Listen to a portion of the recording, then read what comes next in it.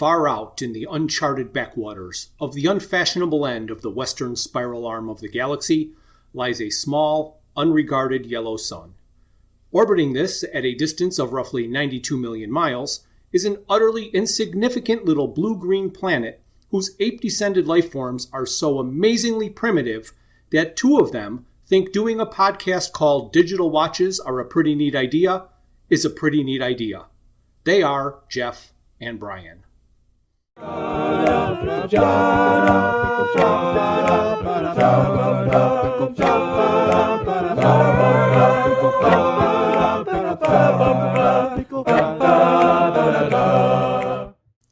there, this is Jeff. I'm with my friend Bryan, and this is our Thanksgiving bonus episode.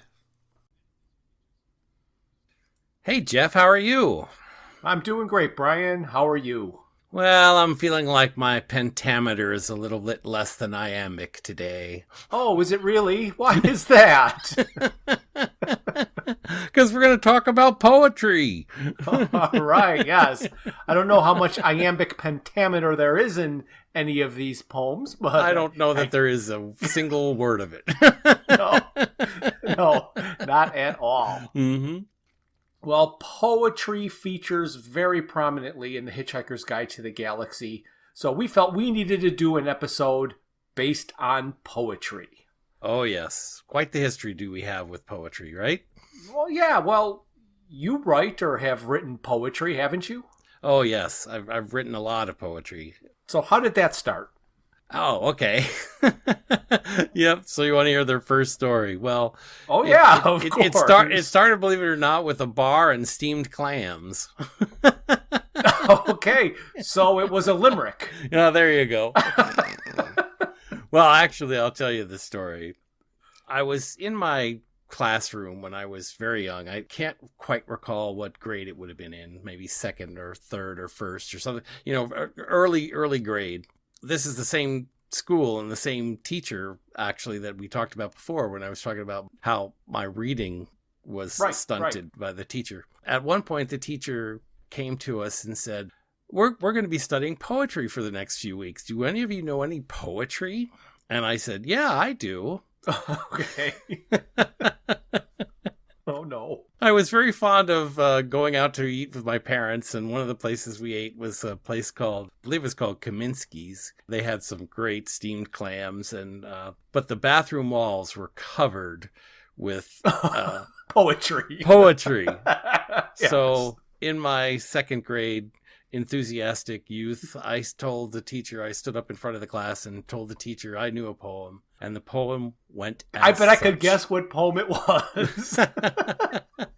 Oh, no, I don't think you could. I mean, No? I've told you Okay. this story before, but I don't think you would have heard this particular poem. I don't remember it. Because this particular bathroom in this particular restaurant was quite eloquent. I mean, not just your average limerick, as you said. Right. So this was the poem that I recited in front of my class. God made woman out of lace. He didn't have enough, so he left a little space. God made man out of string. He didn't have enough, so he left a little thing. And you can only imagine where I headed immediately following that recitation. Yes. And somebody got a phone call, I'm sure. Oh, yes. My parents were called in, and all kinds of chaos ensued. But the ironic upshot of that particular event, which I don't recall ever being punished or ever having been told that what I did was wrong. Right. But I did, in fact, write my first poem in that class. And it was entitled, If I Were Not Me. Okay. Do you remember it? I do indeed. In fact, the odd thing is that recently we were going through some papers at my sister's house, and I found the original copy in my original tall, very carefully drafted letters.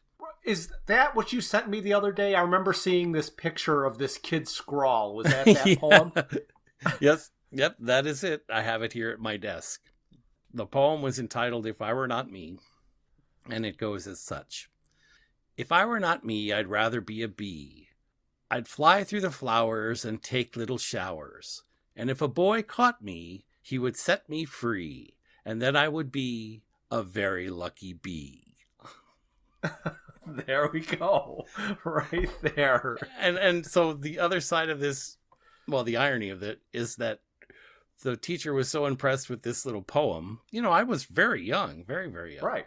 That she made it a point for me to read it in front of the entire school in an assembly later in the week. Oh. So it was actually my first, well, I wasn't published, but I certainly performed it in a live audience. Right, right. So that's how I got started in poetry. I would think that experience of reading The Bathroom Wall would have turned you off of poetry after getting that initial response. Yes. Oh, it was so much fun. In times past, I've gone through different phases and I've tried to write different pieces. And one that I'm particularly proud of, which I know I didn't tell you I was going to read it, it's a haiku that I wrote. Oh, okay. Okay, so this, I didn't give it a title, but here's the haiku that I wrote.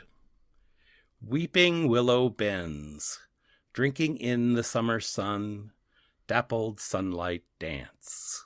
Wow. All right.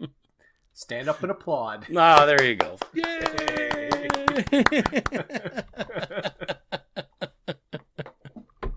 Oh, but I remember you and I had a story about poems.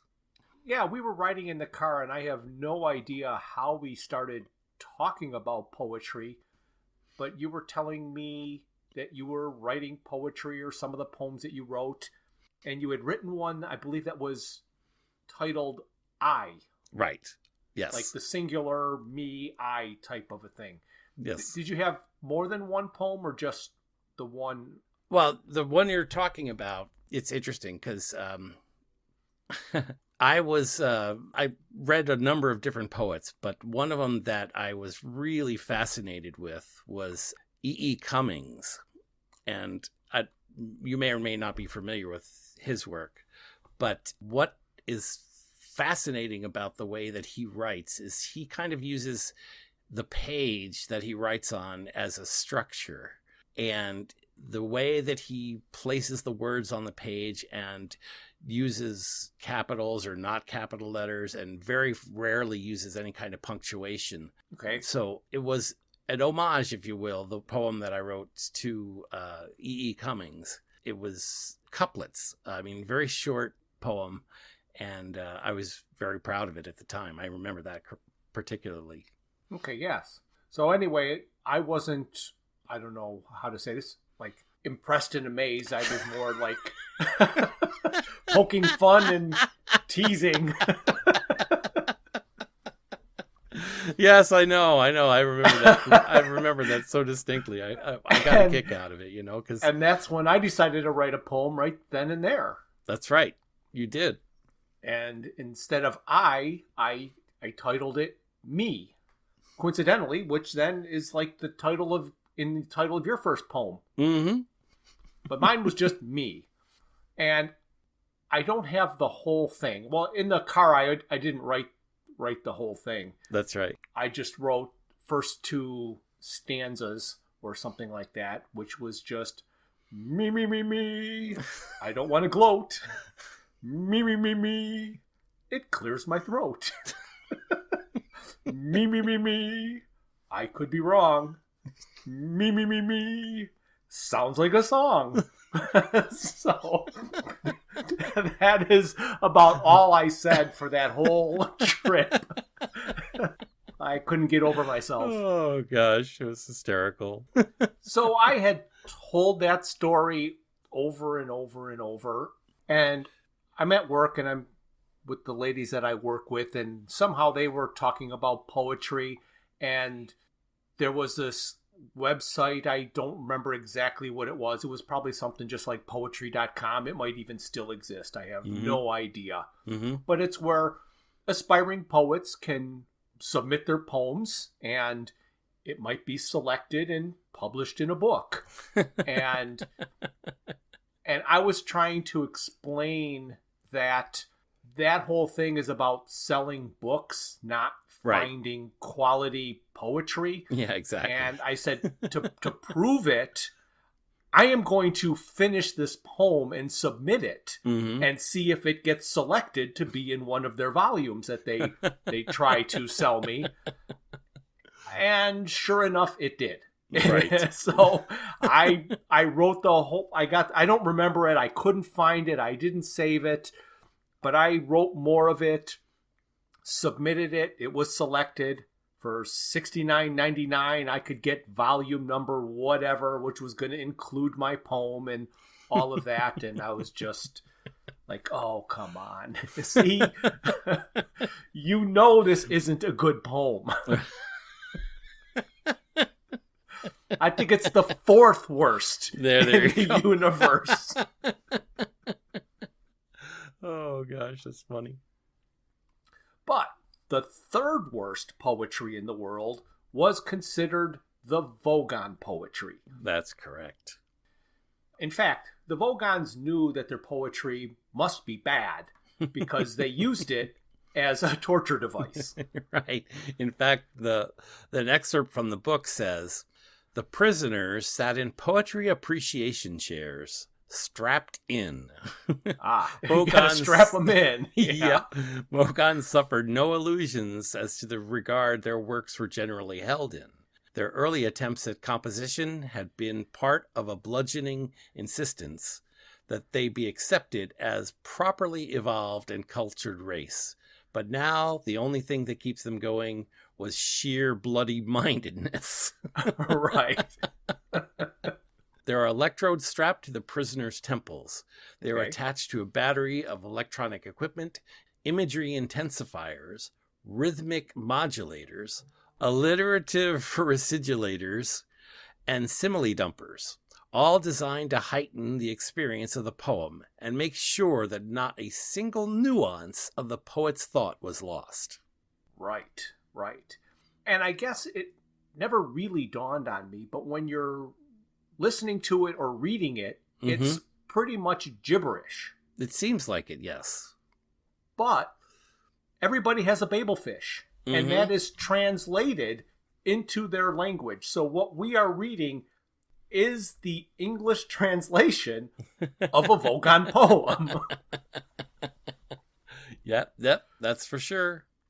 Since Prostetnic Vogon Jeltz, in pure Vogon style, backed out at the last minute, we needed an emergency replacement to recite this poem. Oh, okay. And you may remember me mentioning in the first podcast I ever listened to, called the 42 Cast. It's the ultimate answer to fandom, geekiness, and everything. Right. Well, the host of the 42 Cast is Nathan Laws, and he has graciously offered to step in and recite Prostetnic Vogon Jeltz's poem in his absence. Oh my goodness. That's fantastic.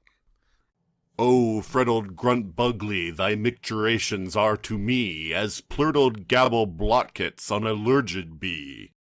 Group, I implore thee, my foonting turling dromes, and hooptuously drangle me with crinkly bindle wordles. Or I'll rend thee in the gobbleworts with my blurgle crunchion. See if I don't." Absolutely amazing. Amazing. Beautifully done. Oh, gosh. That's great. Yes. Doesn't he have the voice for a podcast? Oh, man. He's got a nice sonorous voice. It's sonorous. Yes. I guess that is the word for it. But what does this poem mean? Right. We have read this, and I've done an attempt to kind of figure out what it means and gave up pretty quickly because there's no real context. Right. And I think that's why they go into such detail about the device that you're strapped to, because I think those devices help you understand the context of this. Although, as you read through these words, some of them have, a related English word that I think are meant to be implied here. Yes. Well, so what I was going to say is that I think we can figure out what this poem means if we work backwards. Okay. If we can figure out what the end means, then we have some context of what the previous words would mean. Mm-hmm, so, mm-hmm. Rend thee in the gobblewarts with my blurgle crunchin'. I Yes. think that's pretty obvious. Right. I mean, what they're talking about there. right. Crunchin' is not a, I mean, it's a word that's not common, but used in the English language as a striking device. Yes. You know? So and we all yeah, know it's- what the gobblewarts are. Yes, exactly. Exactly. All right. So now, that is the threat. So, hoopiously drangle me with crinkly bindlewordles. Okay. He wants to be hoopiously drangled with crinkly bindlewordles, or else he's going to rend thee in the gobblewarts. So what then must hoopiously drangle and bindlewordles be? Right. Well, hoopiously, right? We should interpret that as being hoopy Right. or being good, right? Yes. Okay, so that means hoopiously, like happily or gladly or something like that. Yes. Drangle, meaning we assume like drip me through or pull me through Okay. me with crinkly bindlewordles. Now, I don't know. Something nice, something soft, bindle? I don't know. What do you think? Bindlewordles. Hoopiously Bindlewordle. drangle. So happily Drag me drag through me, Yeah, but not through- really drag, but kind of drag right, through right. crinkly bindlewordles. Like tickle gonna me. be- Like, you know, Yes. something like that. Is that what you think? I'm thinking that's pretty close. Let's go up now. Group, I implore thee. I didn't know if group was a like people, or if group was more of just like an expression. Mhm. Like group, like come on, or hey, I implore thee.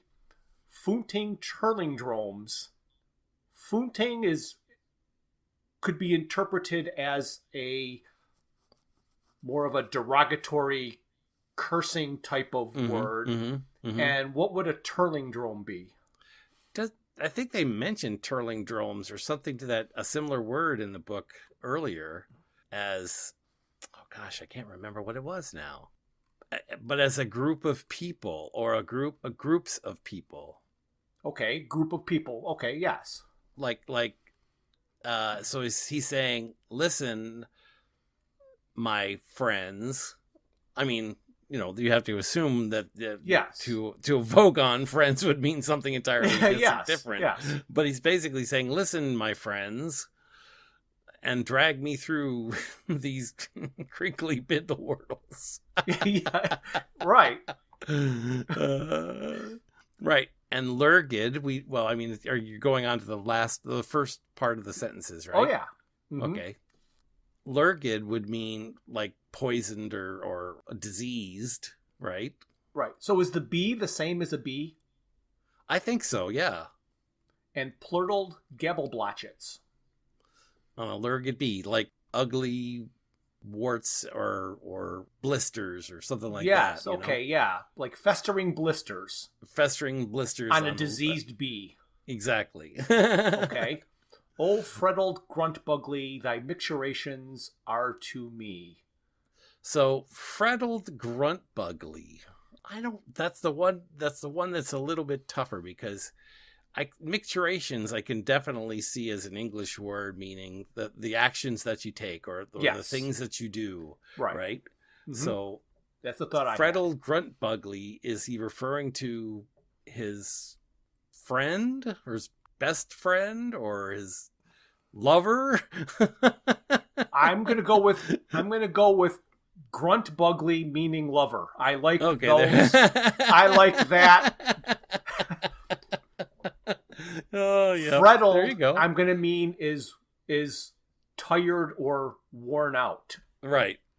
Oh, Yep. worn out lover, your actions are to me like festering blisters on a diseased bee.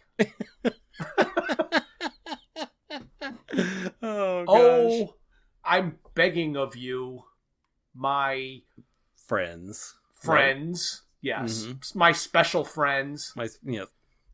To happily drag me with crinkly... dragging me with crinkly... crinkly, crepe stuff. Right. Or... Right. Bindlewirtle's bindings. Yes, okay. Like if his... like a scrunchie. You know how the elastic scrunchie is? Yes. So hooptiously drag me with crinkly scrunchies, or I will rend thee in the gobblewarts with my blurgle crunching. See if I don't. So hey, you heard it here first. We have analyzed the poem. Oh, and I don't think anybody could have done it any better. Not a single soul. No. So it is said that the second worst poetry in the universe is from the Asgoths of Krea. And there is an excerpt from the book that describes an incident involving this poetry. Right. It says, during a recitation of their poet master Grunthos the Flatulent of his poem Ode to a Small Lump of Green Putty I Found in My Armpit One Midsummer Morning, 4 of his audience died of internal hemorrhaging, and the president of the Mid-Galactic Arts Nobbling Council survived by gnawing one of his own legs off. Yes. And when we were watching the BBC TV show, in the graphics, as we mentioned, they put a lot of these poems in there. So if you were actually looking and reading, you got to see what this poem was actually like. So because of the great psychological damage the reading inflicts on its listeners, I've asked brain care specialist Gag Hellfront to recite this poem. Wonderful. Ode to a small lump of green putty I found in my armpit one midsummer morning. Putty, putty, putty. Green putty. Green peen. Grompitate. Morning. Prid summer. Glordinati. Discovery. Putty. Armpit. Armpit putty. Not even a particularly nice shade of green. The author of this poem must have personality disorders beyond the dreams of analysts. He would be one of my most profitable clients.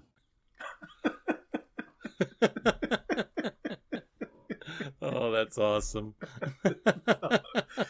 So we thank Gag for coming in and getting us through this gently. Yes. Nobody had to gnaw a leg off or anything like that. Right, very good. Something we didn't mention when we were watching the TV show is that there's a change that they made to the TV show that's not in any other versions of the book. Okay. Or the radio series. In those, Grunthos was disappointed by the poem's reception. And he was about to embark on a reading of his 12-book epic entitled My Favorite Bath Time Gurgles. And that's when his intestine strangled him. Right, strangled him to death. Yep. But in the TV show, it was changed to Zen and the Art of Going to the Lavatory. And there was an excerpt of it up on the screen. Oh, wow. So when I think obscenely biological, Fort Prefect comes into mind. Right. However, he wasn't available. Oh, bummer. Yeah. So I wondered if there was anybody else that might be versed in the obscenely biological. Oh, and I thought of Eccentrica. Ah, yes. So perfect. She has agreed to recite this poem. Fantastic. Zen and the Art of Going to the Lavatory. Relax mind, relax body, relax bowels, relax. Do not fall over. You are a cloud. You are raining. Do not rain. Whilst train is standing at a station. Move with the wind. Apologize where necessary.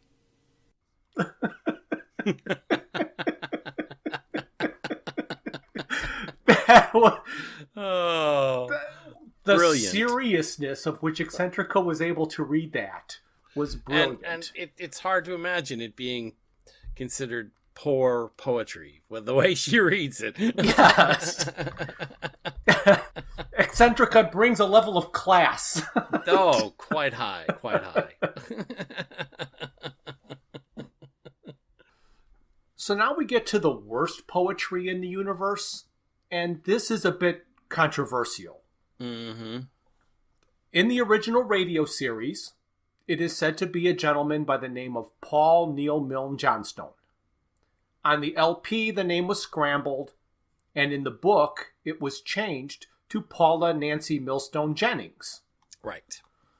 So my research leads me to believe that there was a real Paul Neil Milne Johnstone, and he lived from 1952 to 2004. Wow. Fantastic. He attended Brentwood School in Essex with Douglas Adams. He was the editor of Broadsheet, the Art Sphere magazine. Mm-hmm.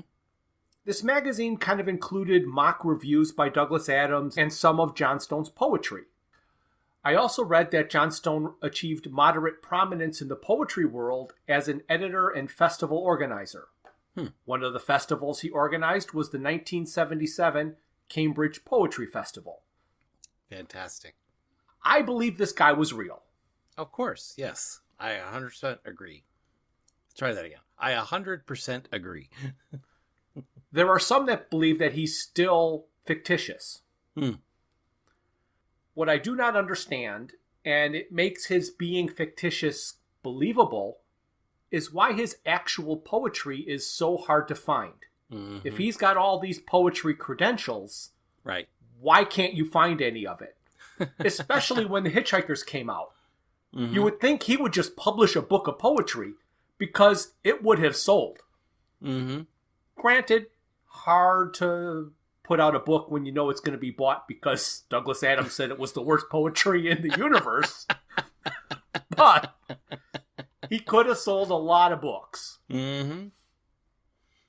One article I found stated that Douglas Adams was not a fan of his poetry because it's always about dead swans. Right. I was able to find one example of Mr. Johnstone's poetry online. It supposedly appeared in that before-mentioned Broadsheet, the Art Sphere magazine. Mm-hmm. Mm-hmm. Since this is a real poem by a real person, rather than a character from the book, I thought a real person should read it. Okay, great. So Dr. Julie Lesnick has agreed to read the short, 2-line excerpt of the only poetry I could find attributed to Paul Neil Milne Johnstone. The crippled swan slowly easing his stiffened wings, feebly trying to discourage death's stalking shadows with whispered hiss. So that's it. That's all we have on that poem or his poetry, and it is indeed about a dead swan. Well, yeah, and it's funny because he could certainly have had all those chops that they talk about in the poetry world, but not be a good poet and therefore not be actually published. That's true. You know, it's always a possibility. So for an example of the worst poetry in the universe by the character Paula Nancy Millstone Jennings from the book, you also have to pay attention to the BBC TV show graphics. It was a difficult task, but I discovered that Paula Nancy Millstone Jennings has 2 granddaughters. They wish to remain anonymous and to keep their whereabouts unknown. However, I was able to get one of them to recite their grandmother's poem by threatening to tell the Mid-Galactic Arts Nobbling Council who and where they were. There was a small fight about who had to recite this poem, and the older of the 2 lost. So she will recite it. Very good. The dead swans lay in the stagnant pool. They lay, they rotted, they turned around occasionally, Bits of flesh dropped off them from time to time and sank into the pool's mire. They also smell a great deal.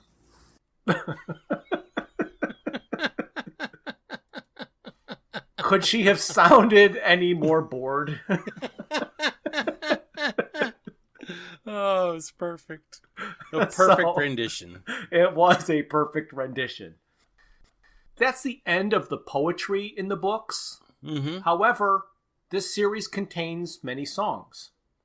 And a song can be described as poetry set to music. Mm-hmm. Especially the songs in The Hitchhiker's Guide to the Galaxy. Right. With rare exception is the music ever established. Mm-hmm. Mm-hmm. The first song that's ever mentioned comes even before the Vogon poetry, Right. is the Orion mining song about that old jank spirit. Right. We used it in a commercial with Eccentrica Golumbit's last season.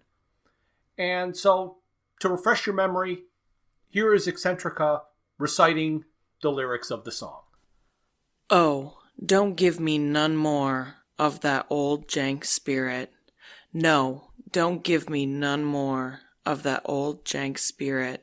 For my head will fly, my tongue will lie, my eyes will fry, and I may die. Won't you pour me one more of that sinful old jank spirit? Well, I think every song and every poem is better when it's read by Eccentrica. You bet. So the radio series and the book of its scripts is the only place to hear or read the Sirius Cybernetics Company song called Share and Enjoy. For those who may not have heard it, we must warn you that unfortunately, another of the computing errors for which the company is justly famous means that the robot's voice boxes are exactly a flattened fifth out of tune, and the result sounds something like this. Share and enjoy, journey through life with a plastic boy or girl by your side. Let your pal be your guide, and when it breaks down or starts to annoy, or cries when it moves and gives you no joy, cause it eats at your hat or makes sex with your cat. Let oil on your wall or rent off your door, and you get to the point you can't stand anymore. Bring it to us, we won't give a fig, we'll tell you. Go stick your head in a pig. Only slightly worse. I still love that. Go stick your head in a pig. So last episode we mentioned that there are songs about the fears of teleportation. Right. And there were 2 that were put in the book. Mm-hmm. When we do an episode about the books, we have Kelly read a summary. This way we are certain that the entire story is presented. And that's one less thing that we have to worry about when we're talking about the episode. Right. So she's agreed to recite the lyrics of one of the songs that I will call Take Me Apart. Aldebaran's great. Okay. Algol's pretty neat. Beetlejuice's pretty girls will knock you off your feet. They'll do anything you like, real fast and then real slow. But if you have to take me apart to get me there, then I don't want to go. Singing, take me apart, what a way to roam. And if you have to take me apart to get me there, I'd rather stay at home. Sirius is paved with gold, so I've heard it said, by nuts who then go on to say, see Tao before you're dead. I'll gladly take the high road or even take the low. But if you have to take me apart to get me there, then I, for one, won't go. Singing, take me apart, you must be off your head. And if you try to take me apart to get me there, I'll stay right here in bed. See, there we go. She did such a great job. Incredible. I love it. Yeah, I'm so glad she's doing our summaries for us. Yeah, she's great. There was another short, fun ditty on the same subject. It was better. I loved it so much. Yeah. Well, I was able to have the younger of the 2 granddaughters of Paula Nancy Millstone Jennings recite the lyrics of this song. Wonderful. I teleported home one night with Ron and Sid and Meg. Ron stole Maggie's heart away, and I got Sydney's leg. Short and sweet. Oh my gosh, so good. That's my second favorite poem or song in the book. My first is this next one. Okay. Which is when Marvin was trapped in the deep well of darkness and harnessed to the Cricket war computer, he composed short, dolorous ditties of no tone or indeed tune. So Marvin was kind enough to stop by to perform his lullaby. Wonderful. Now the world has gone to bed. Darkness won't engulf my head.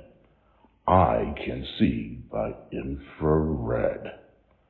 How I hate the night. Now I lay me down to sleep. Try to count electric sheep. Sweet dream wishes you can keep. How I hate the night.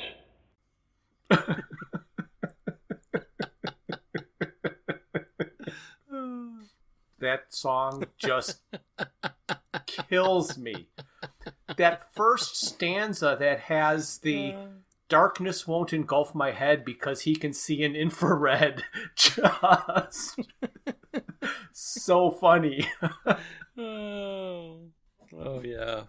That same rhyming scheme, poetry scheme, seems to be repeated in other places, obviously. Yes. And one of the ones that I can't forget is in MASH when they're all huddled together trying to stay warm because they've got no heat, they've got no fuel to turn the stoves on. The minister repeats one, and it's, "Now I lay me down to sleep, a bag of peanuts at my feet. If I should die before I wake, give them to my brother Jake."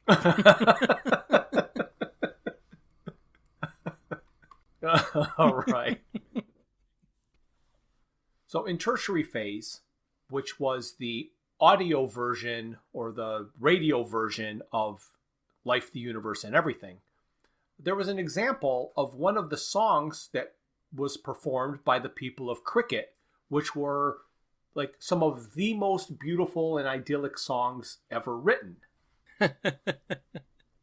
And I recall that when we discussed this, we had a little bit of banter about whether or not this was one of their best songs ever written or just one of the songs they happened to be singing as they're walking through the woods. Right.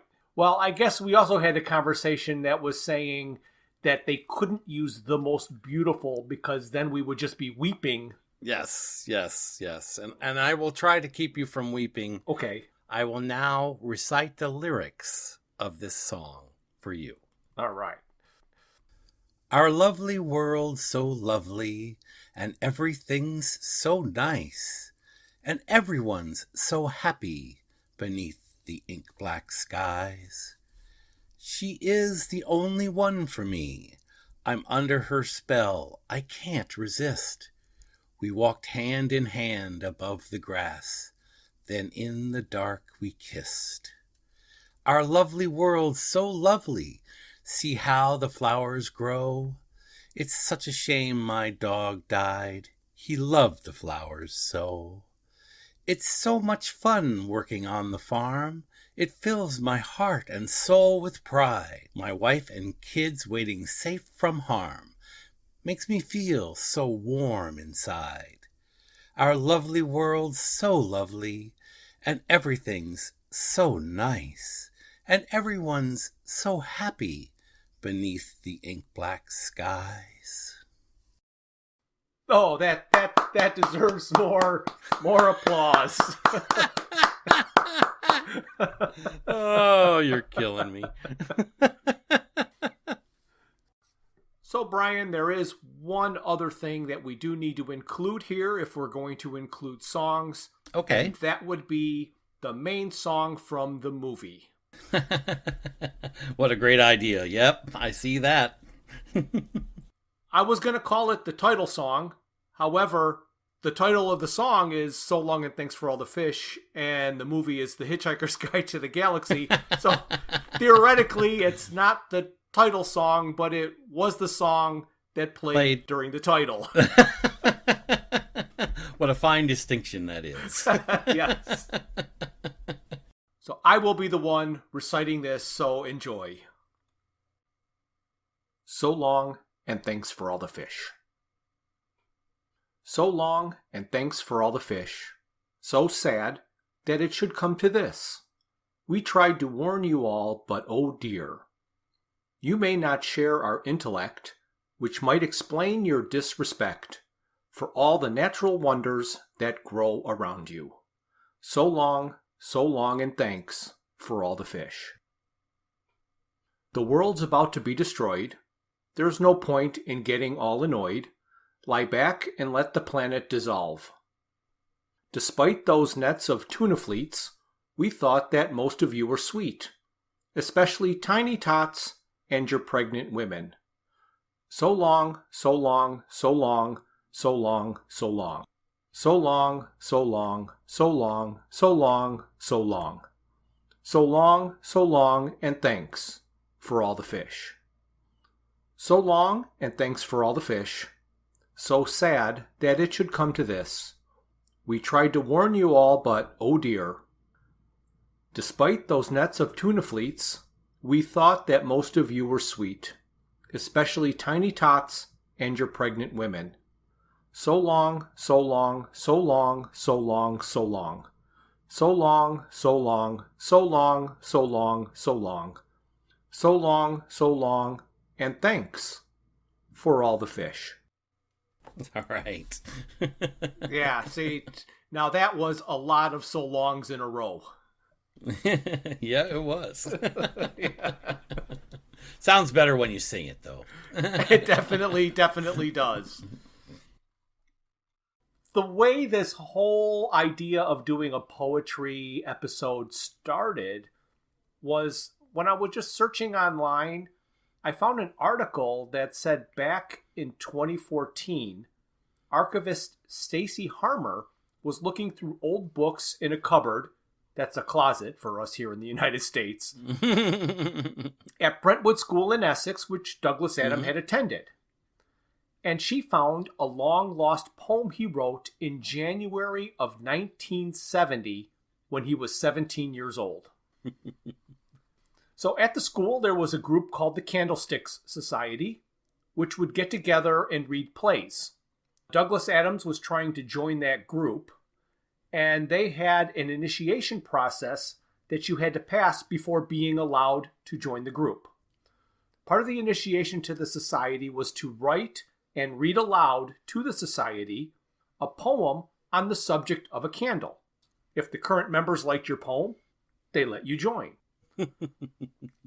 So a poem was penned, and the article stated that the poem was deemed good enough for him to join the group. So before we do our final poetry presentation, I do want to thank from the bottom of my heart everybody who participated and submitted recordings of the poetry for this episode. That would be Nathan Laws, host of the 42 cast, for reading the Vogon torture poem. Danny Ortega, for his portrayal of Gag Hellfront, reading the Green Putty song. Carly Rounds, for her portrayal of Eccentrica Golumbitz, for both of her Zen and her Orion mining song. Dr. Julie Lesnick, for reading the real poem about the swan. Lily Lesnick, for portraying one of the anonymous granddaughters of Paula Nancy Millstone Jennings. Kelly Lesnick for reading Take Me Apart. Lucy Lesnick for portraying the younger of the two anonymous granddaughters of Paula Nancy Millstone Jennings. And Jim Berard for his portrayal of Marvin and his lullaby. And a very special thanks to Lorraine Campbell for the following poetry recitation. And now, digital watches, our pretty neat idea, bring to you a poem written by Douglas Adams in 1970 performed by Lorraine Campbell. A dissertation on the task of writing a poem on a candle and an account of some of the difficulties thereto pertaining, by Douglas Adams. I resisted temptation for this declamation to reach out to literary height, for high aspiration in such an oration would seem quite remarkably trite. So I thought something pithy and succinct and clever was exactly the right thing to write. For nights I sat musing and musing and musing, whilst burning the midnight oil. My scratching seemed futile, my muse seemed quite mute, while my work proved to be barren toil. I puzzled and thought and wrestled and fought, till my midnight oil was exhausted. So I furthered my writing by dim candle lighting, and found to my joy this of course did the trick, for I flowered, my work, candle powered, was inspired, both witty and slick. Pithy and polished, my writing demolished much paper as I beguiled myself with some punning, my word play was stunning, I wrote with the wit of a wild. At length it was finished, the candle diminished, I pondered and let my pride burn. At the great acclamation, the standing ovation, its first public reading would earn. But lost in the rapture of anticipation, and thinking how great was my brilliant creation, I quite failed to note, as I gazed into space, that incinerary things were about to take place. That which had ignited my literary passion was about to ignite what my passion had fashioned. And oh, all was lost in a great conflagration, and I just sat there and said, hell and damnation. For the rest of the night and the following day, my muse in the meantime had flitted away, alarmed, no doubt, at the ornamentation my language acquired with increased consternation. So unhappily the fruits of my priceless endeavor are lost to the literary world forever. For now I offer this poem instead, which explains in itself why the others unsaid. Thank you for listening to Digital Watches Are a Pretty Neat Idea. Look for us the first Thursday of every month for a full episode. We will also release a bonus episode later in the month. A very special thanks goes out to Luke, Max, Greg, and Tim Lesnick for arranging and performing our opening theme. We would also like to thank our talented friends and family for their voice work on our introductions and commercials. Visit our website at digitalwatchesareaprettyneatidea.buzzsprout.com, where you can find links to all my Hitchhiker's Guide to the Galaxy inspired t-shirt designs. You can find us on Facebook and YouTube as Digital Watches Are a Pretty Neat Idea, on Instagram as Watches Idea Podcast, and on Twitter at Watches Idea. If you'd like to contact us, our email is digitalwatchespodcast@gmail.com.